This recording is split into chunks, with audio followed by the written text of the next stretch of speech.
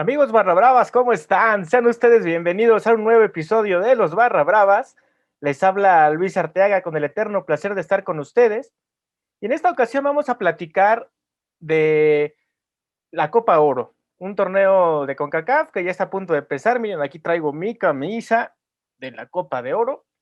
Y vamos a platicar de la selección de Costa Rica. Tenemos como invitado a un colega productor de estadísticas deportivas allá en Costa Rica, que va a platicar con nosotros acerca de la selección que acaba de estrenar técnico en la persona de Luis Fernando Suárez. Vamos a platicar de eso y de otros temas con nuestro amigo Adrián Cantillano, que ya se encuentra aquí. Entonces, vamos a darle acceso al foro virtual de los Barra Bravas. Les recuerdo, por favor, denle like a la página de Facebook, suscríbanse al canal, denle a la campanita también para que estén al pendiente de todos los videos. Muy bien, entonces vamos a darle acceso a nuestro invitado de esta tarde. Mi querido Adrián Cantillano, ¿cómo estás? Placer para mí, Luis, un gusto. Desde aquí, desde San José, Costa Rica, te saludo. Gracias por la invitación. No, hombre, gracias a ti por atender al llamado de los Barra Bravas. Y pues vamos a platicar un poco, amigo, de la selección de Costa Rica previo al inicio de la Copa Oro. Ya estamos a unos días de que comience este torneo que sin duda es de los más importantes de la región. Pero quiero saber desde tu perspectiva, como alguien que está muy enterado y muy cerca del equipo Tico, ¿cómo ves el panorama actual de la selección de Costa Rica? Bueno, Luis, para hacer una actualización de los eventos que recientemente están sucediendo acá, sabrás que apenas hoy, hace unas horas, se presentó oficialmente Luis Fernando Suárez como el nuevo director técnico de la selección de Costa Rica. Venimos hace 2 semanas de estar en el Final Four. Tuvimos una participación lamentable, ciertamente, y eso terminó con el ciclo de Ronald González, que tenía más o menos 2 años de estar al frente de la selección mayor. Y entonces comprenderás que hoy se ha movido muchísimo el mundo, nuestro mundo deportivo con esa noticia. Recién ayer llegó el profesor y hoy se hizo su presentación oficial. Así que adelantarse a alguna declaración en términos a lo que va a pasar con la Copa de Oro, pues ligeramente Luis Fernando lo puso hoy en la mesa. Va a ser un torneo en el que Costa Rica siempre compite, siempre intenta ir a tener buenas presentaciones en la Copa de Oro. Ciertamente dudaríamos de que este sea una de esas oportunidades por esta coyuntura que se está dando del nombramiento reciente del técnico, a pesar de que su nombramiento él fue tomado en cuenta porque tiene un conocimiento del fútbol costarricense, del fútbol regional. Estuvo al frente de la selección Honduras, conoce el fútbol centroamericano y tiene buenas referencias del fútbol costarricense. Esa fue una de las principales razones por las que él fue finalmente considerado. Sin embargo, pues bueno, es un técnico, no es un mago, así que vendrá recién a entender un poco qué tiene disponible para arrancar la Copa de Oro. Don Carlos Watson, quien es el director de selecciones, pues es en este caso su asesor o la persona que tiene muchos años de conocer el fútbol, es un formador por excelencia acá en Costa Rica, miembro de la FIFA, comité de la FIFA, y él básicamente le estará dando una actualización completa de lo que estaba haciendo Ronald, de lo que se hizo un poco en este torneo reciente de la Final Four. Asumo que él también ya de las últimas 2 semanas que se estaba gestionando su salida del Atlético Bucaramanga, empezó a hacer su análisis de lo que estaba pasando en Costa Rica, pero como lo dijo hoy en la conferencia de prensa, quiere hacer un equipo competitivo, pero entiende que no es la prioridad tener un nivel óptimo para la Copa de Oro, aunque eso es lo que le gustaría hacer, pero creo que le viene en buena hora un torneo de este calibre para que someta a los jugadores a un estrés importante, para que logre amalgamar una base y empiece con estos, esperamos, 4 partidos de la Copa de Oro, formar un 11 que sea de su agrado, que se acople a su idea. Y pues esas serían las expectativas hasta ahorita, Luis, de la Copa de Oro. Así que más allá de eso, sería especular. Sí, es complicado, porque además, digo, sabemos que de por sí es difícil trabajar con selecciones porque los tiempos son muy cortos, tener a los jugadores juntos, y más cuando hay hombres que militan en el extranjero, también es difícil porque no siempre los prestan. Entonces, creo que sí, o sea, la Copa Oro le viene bien porque además viene la clasificación al Mundial, que eso debe ser prioridad para Costa Rica, ¿no? El tratar de agrupar un buen equipo, de ver con qué, como lo comentabas, con qué dispone, con qué armas, porque además, pues es una generación que casi está de salida, o sea, hay muchos jugadores de 32, de 33 años que difícilmente podrían llegar más allá, quizá al Mundial sí, pero con reservas, ¿no? Y además, muchos de los que están checaba la convocatoria más reciente, al menos son 7 jugadores los que apenas superan los 50 partidos. Todos los demás tienen poco recorrido con la selección mayor. Entonces, eso también es importante para reflexionar y no pensar y no creer que los resultados van a llegar de la noche a la mañana. O sea, creo que al menos en esta edición de Copa Oro, semifinales podemos darlas como algo relativamente seguro. Y ya a partir de ahí, pues ya el nivel aumentará y creo que ya a partir de ahí todo lo que se consiga será benéfico, tanto anímicamente como en cuestión de resultados. Ahora, del proceso anterior con Ronald González, qué es lo que podría retomar Luis Fernando Suárez para la selección? O sea, ¿qué de eso se puede rescatar y qué habría que cambiar de forma urgente? Cierto, coincido con que llegar a semifinales, por eso te hablaba de un cuarto partido en la Copa de Oro, de ahí hacia adelante sería ganancia. Es importante decirte, Luis, que la prensa local de alguna manera lo ha asumido así y creo que no va a poner presión sobre este torneo al técnico y a los jugadores porque se podría entender que no es algo en lo que lo que va a priorizarse en este momento. Claro está que a partir del 1 de septiembre que arrancamos en Panamá la eliminatoria contra Panamá, eso es lo principal, eso es lo preponderante en este momento y ciertamente ahí es donde apuntamos con el profe Suárez.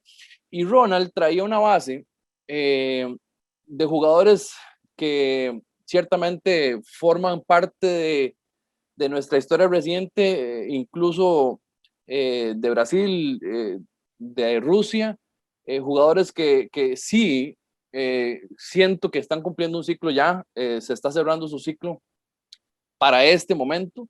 Y Ronald venía tratando de hacer, y digo tratando porque considero que no lo logró de forma contundente, hacer un cambio generacional y hacer una mezcla de estos jugadores que fueron base de los últimos 2 mundiales con jugadores, algunos del medio local, otros jugadores que ya estaban saliendo, que ya se estaban colocando en el medio internacional, la mayoría de ellos en la MLS.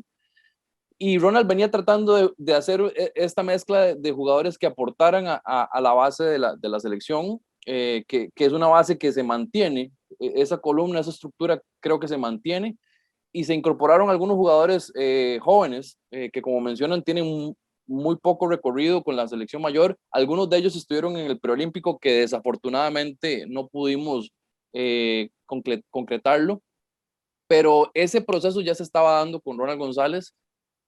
Sabes que los entrenadores, al igual que los jugadores, viven de resultados y sus resultados desafortunadamente no le acompañaron al profe González. Y bueno,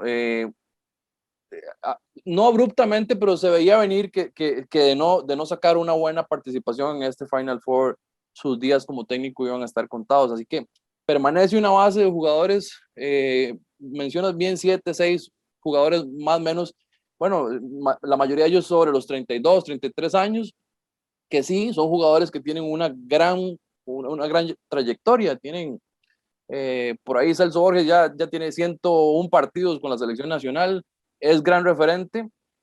Sin embargo, sí, ya es jugadores que les está pesando un poco la edad.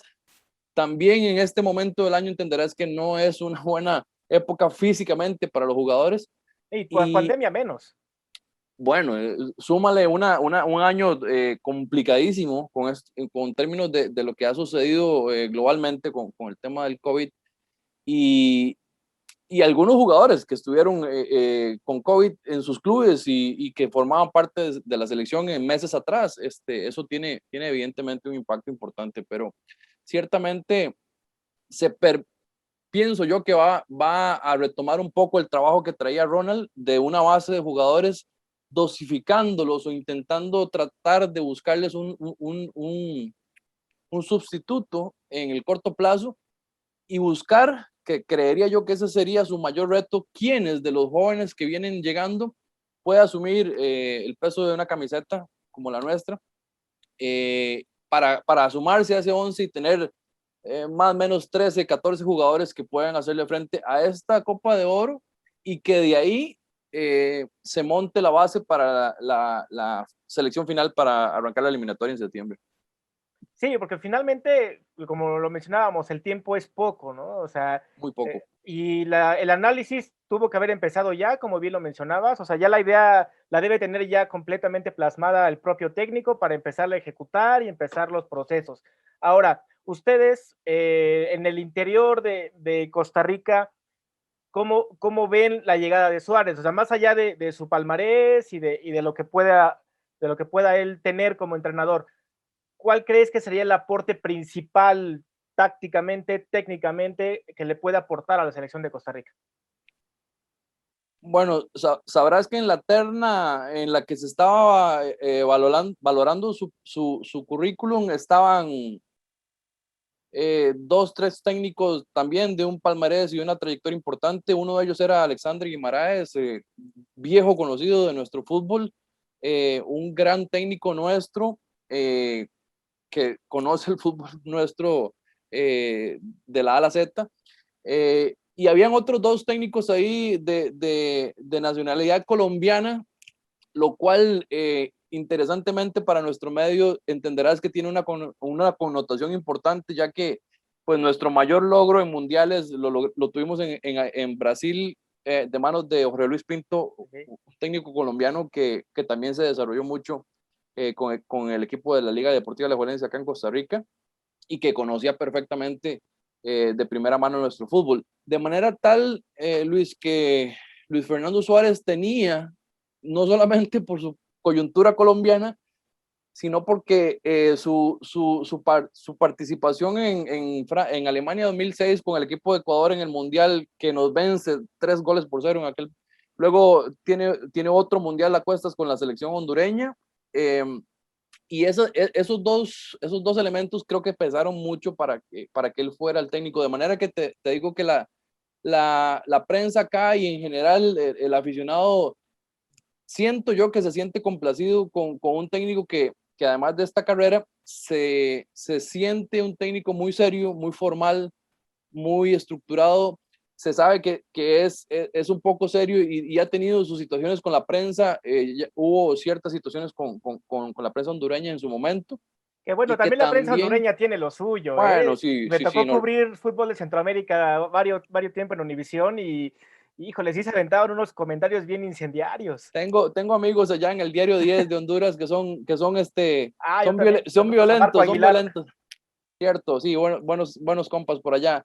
Eh, sí, lo que sí es cierto es que de alguna manera gustó mucho acá en el ambiente algunas cosas que hizo Luis Fernando Suárez con algunos jugadores de la selección Honduras, dejándolos por fuera, jugadores pintados, rayados de la H, que por cuestiones disciplinarias y por cuestiones, digamos, extrafutbolísticas, tomó decisiones de dejarlos fuera de convocatoria, lo cual consideramos aquí, o aquí se siente que es un entrenador muy disciplinado, muy estructurado, bastante ordenado, y que de alguna manera representa un poco esa disciplina y ese orden que tuvimos en Brasil, el cual nos llevó a aquella gran participación en ese mundial, Entonces creo que Luis Fernando tiene, como que se conjuntaron todos esos elementos y tiene muy buen ambiente. Acá la prensa también tiene lo suyo y le ha favorecido, por lo menos en la conferencia de prensa del día de hoy, que luego la podría repasar por ahí.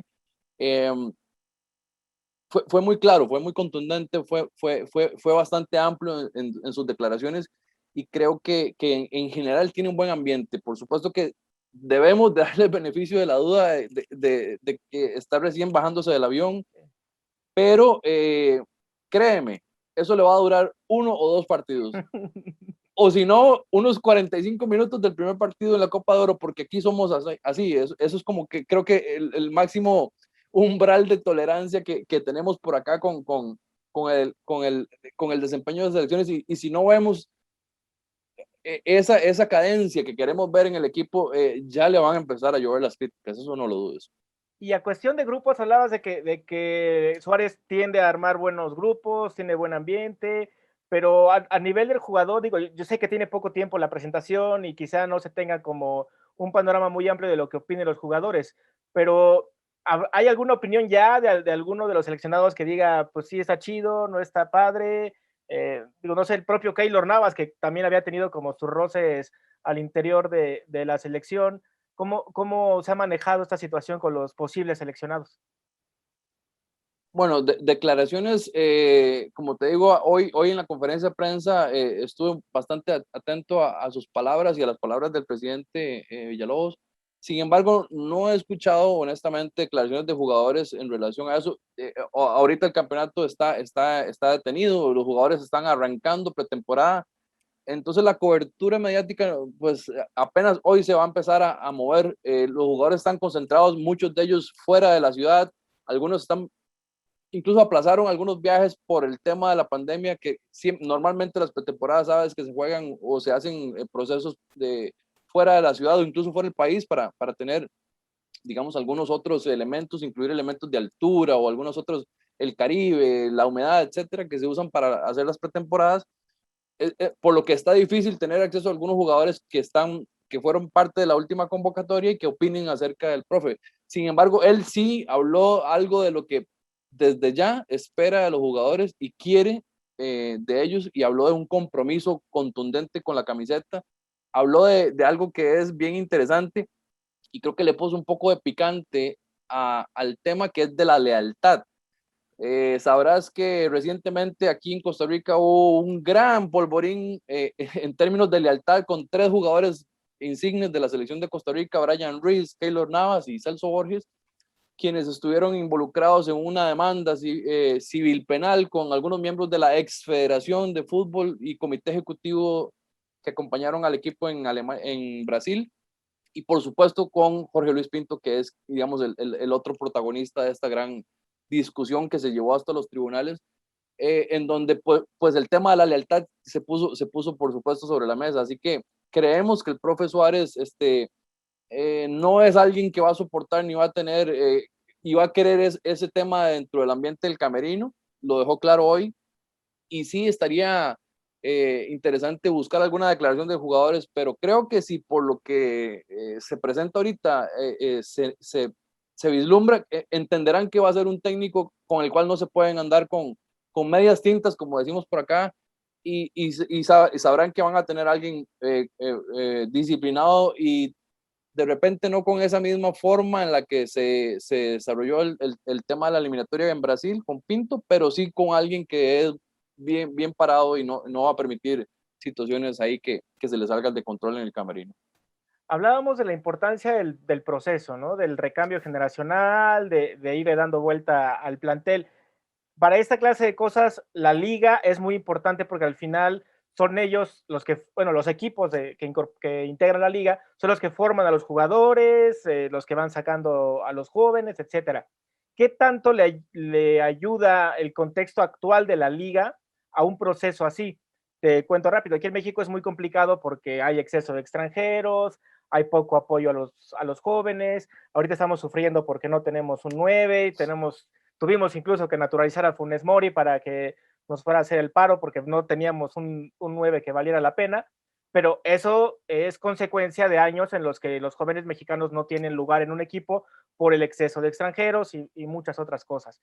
Allá en Costa Rica, qué tanto ayuda puede tener el técnico en un proceso de cambio generacional con la liga en el actual estado? Fíjate, Luis, que es bien interesante. Años atrás estuve muy vinculado con procesos de selecciones menores. Previo a la eliminatoria del 2014, estuve completamente enfocado en desarrollar un proyecto que lograse generar información estadística del performance de jugadores desde los U12 hacia arriba. Trajimos unos equipos y una tecnología para poder obtener información del performance deportivo de jugadores.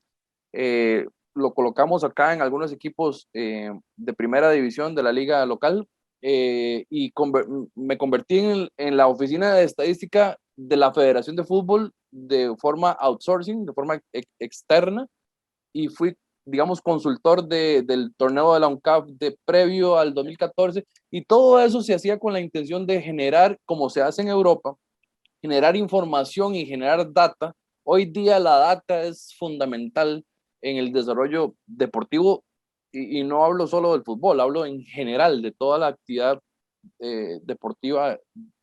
Es fundamental la información. En ese momento existía poco entendimiento de parte de las bases, de los fundamentos de las ligas menores de los equipos, de que esta información fuera tan relevante.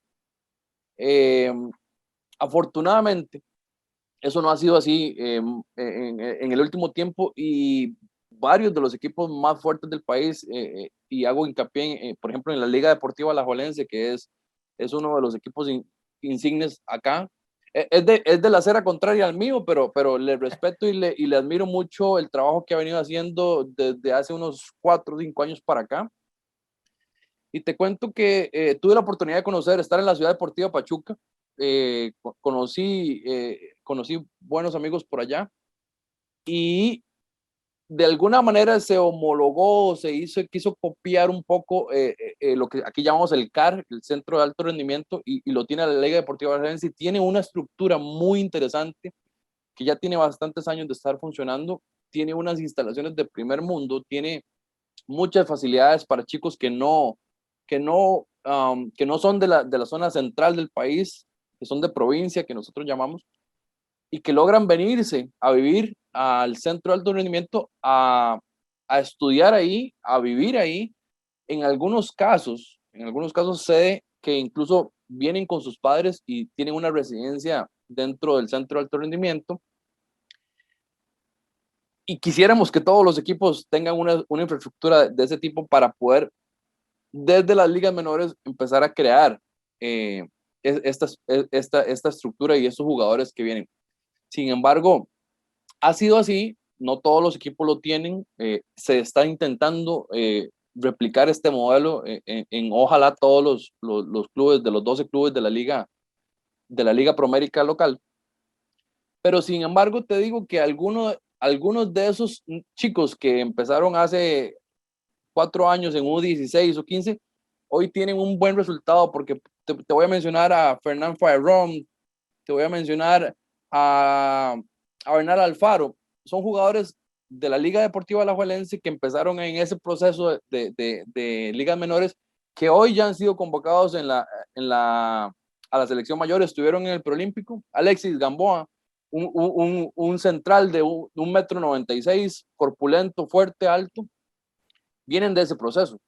De forma tal que quisiéramos que así como se dieron estas iniciativas en la Liga Deportiva Alajuelense, en el Saprissa, que es mi equipo, en el Herediano, que también es un gran productor de jugadores, en el equipo de Limón, que es el equipo de la zona caribeña, donde han salido cualquier cantidad de jugadores. Es una cantera impresionante la zona del Caribe del país, de donde han salido grandes futbolistas que cada vez más se les permita, basado en estas estructuras bien formadas, bien hechas, crear toda una línea para que en 4 a 6 años sean jugadores que estén ya colocándose en ligas internacionales y por supuesto sea de ahí donde un entrenador tenga para echar mano y la mano de obra para una selección mayor. O sea que podríamos hablar de que para Qatar, el año que entra, esos jugadores que mencionabas ya tendrían que estar consolidados como piezas importantes de la selección, quizá no como figuras inamovibles, pero sí convocatorias constantes para poder llegar a ese proceso con una buena edad. Te digo que en la actualidad de la lista final que pudiste encontrar ahí, hay 3, 4 jugadores que vienen de ese proceso. Yo esperaría que, bueno, pensemos que entre unos 6, 8 meses, en donde ya la eliminatoria ha tenido 2 fechas, estaríamos hablando de la fecha de septiembre, de octubre y en enero, creo que es la tercera fecha de eliminatoria. Ya se habría terminado el torneo de apertura que arranca en un mes acá. Uh-huh.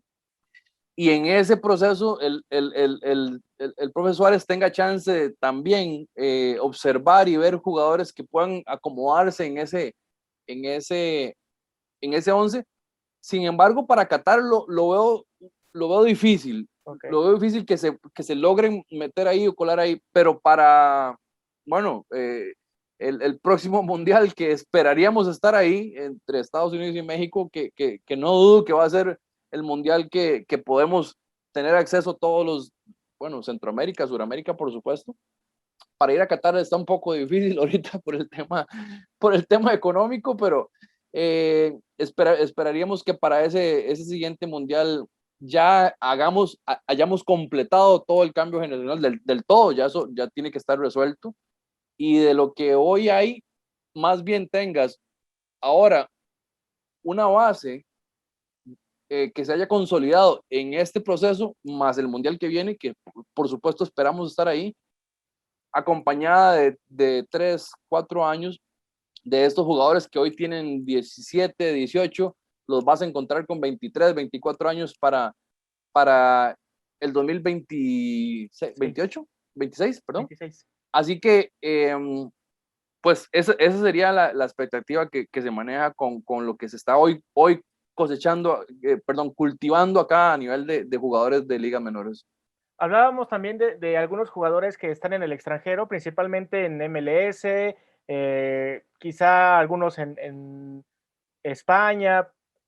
Bueno, en Centroamérica en general no es tan difícil que el jugador salga. Creo que hay muchas más facilidades que en otros países como México, donde los quieren vender como si fueran las estrellas y los quieren vender a equipos y ligas de primer mundo, mientras que ustedes son más flexibles y sueltan jugadores a ligas que quizá de momento pudieran parecer no tan atractivas, pero que les dan la oportunidad de foguearse, de tener otro ritmo, otra mentalidad, otra idea y de ahí ir creciendo hacia otros equipos. Eso puede ser importante para la proyección, pero el trabajo interno en la liga también tiene que ser algo homogéneo. Aquí en México ha pasado que se han ido muchos y no sirve de nada, seguimos quedando en las mismas condiciones. De la liga ni hablamos, ya te comentaba de todos los asuntos de los extranjeros. Pero en Costa Rica concretamente, ¿qué tan favorable es que sus jugadores se vayan y tengan la posibilidad de nutrir a la selección con esas experiencias?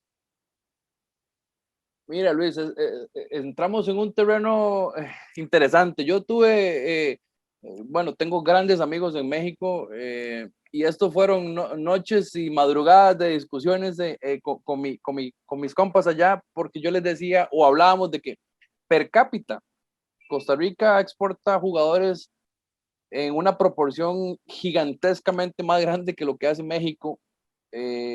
Y que la relación cantidad de personas o el tamaño de la liga versus lo que exportan era ridícula.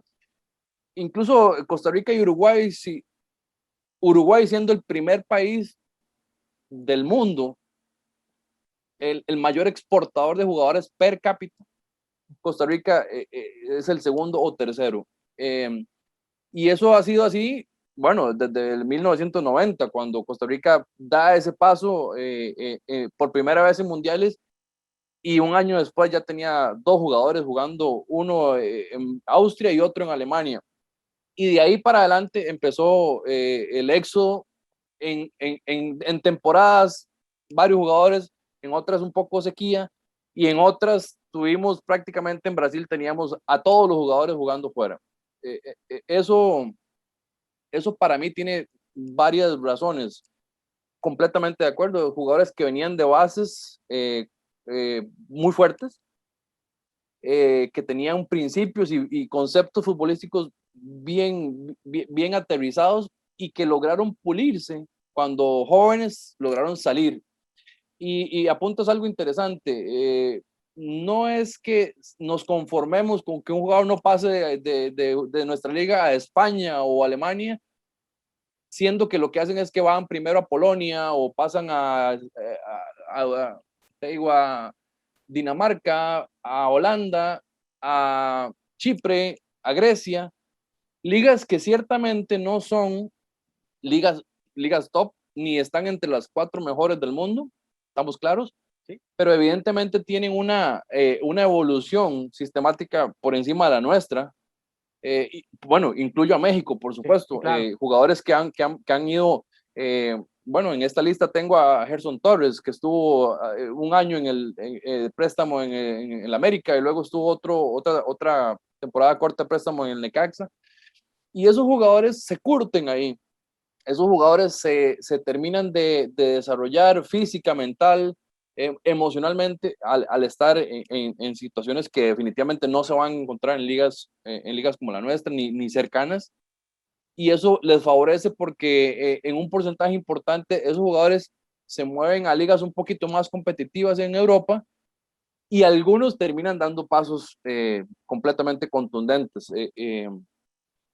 No son tantos, pero los que lograron dar ese paso a ligas en Alemania, Chop en Inglaterra, bueno, Keylor en España, jugadores que sí terminaron de dar el paso a la gran vitrina, pues le abren camino a otros que están en esas ligas intermedias en Europa o incluso en la MLS. Entonces, se crea una estructura en la que los jugadores van moviéndose.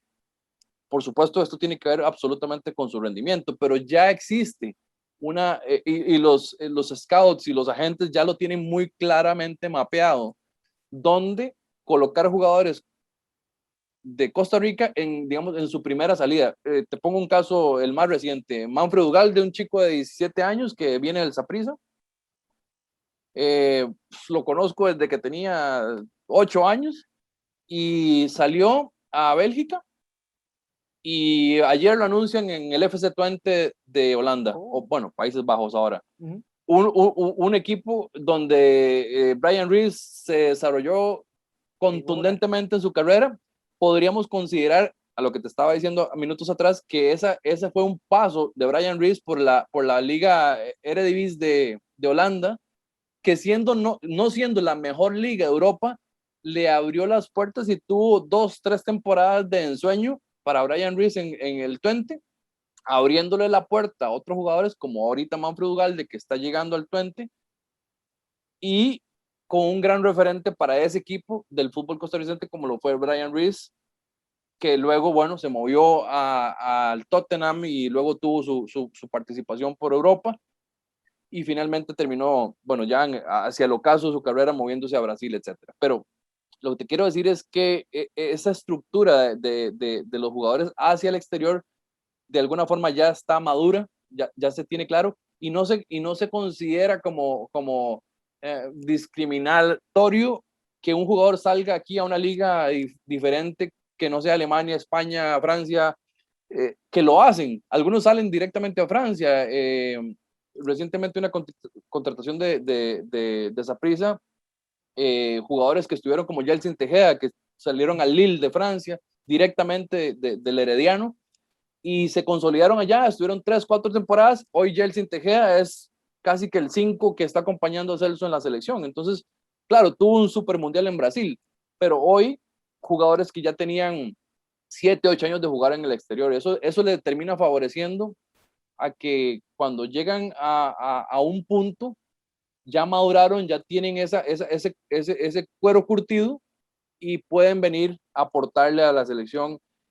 Bueno, algunos de ellos terminan decidiéndose por terminar sus carreras en la MLS, como lo ha sido casi que históricamente para muchos jugadores mexicanos y Sí, argentinos y suramericanos, y incluso Rooney terminó por allá. Ahorita hay jugadores europeos terminando sí, sus carreras en la MLS, pagan buen dinero, es una liga interesante y viven muy bien exacto. a donde quieran, por allá, ya sea en Nueva York o en Los Ángeles. Bueno, ahí está Pipo González en Los Ángeles terminando su carrera deportiva, y pues nadie estaría enojado por terminar su carrera en la MLS con unos milloncitos de dólares ahí pues en su cuenta, ¿no? Exacto, lo importante es que existe la estructura, que existe el factor humano Sin para duda. poder trabajar y que bueno, ojalá y Luis Fernando Suárez sea ese técnico que ustedes necesitan y que les dé los resultados que esperan para que Costa Rica vuelva a tener un mundial como el que tuvo en Brasil, que fue como algo que regionalmente nos inspiró a muchos, superaron las expectativas de selecciones como México, como Estados Unidos, o sea, realmente ha sido una situación que regionalmente nos llenó de orgullo y que bueno, ojalá y que con estas bases y con este trabajo se logre replicar en el futuro cercano. Pues mi querido Adrián, muchísimas gracias por estos minutos para los Barra Bravas, gracias por empaparnos de todo esto que representa la selección de Costa Rica y bueno, poder vivir la próxima Copa Oro con un poco más de información y bueno, entender el porqué de la situación actual de la selección de Costa Rica. Muchas gracias. Luis, te agradezco yo me hayas tomado en cuenta para compartir este ratito. De verdad que pues los que somos apasionados de fútbol nos encanta esto, y pues desde ahora te ofrezco cualquier información que ocupes de esta zona. Encantado. Te mando un saludo hasta allá, ¿estás en el DF? Así es, aquí andamos. Bueno, pues allá, y a grandes amigos que tengo, que luego les voy a pasar el link cuando me lo compartas de esta plática. Y pues nada, pues, puede ser que nos estemos viendo por allá en algún momento y vamos por Así unas será. chelitas y unos Con todo taquitos. gusto, cuenta con ello. Y si no, de todos modos, al menos volvemos a platicar aquí Y, para los y, Barra Bravas. y ni tengo que decirte que aquí ya tienes tu casa, ¿no? Muchísimas gracias, te agradezco muchísimo. Para servirte, hermano. Un gusto. Amigos Barra Bravas, muchísimas gracias. No se pierdan este episodio, los demás que tenemos ya ahí en el canal. Denle click a la campanita, síganos y nos vemos la próxima semana en otro capítulo más de los Barra Bravas. Hasta pronto. Chao.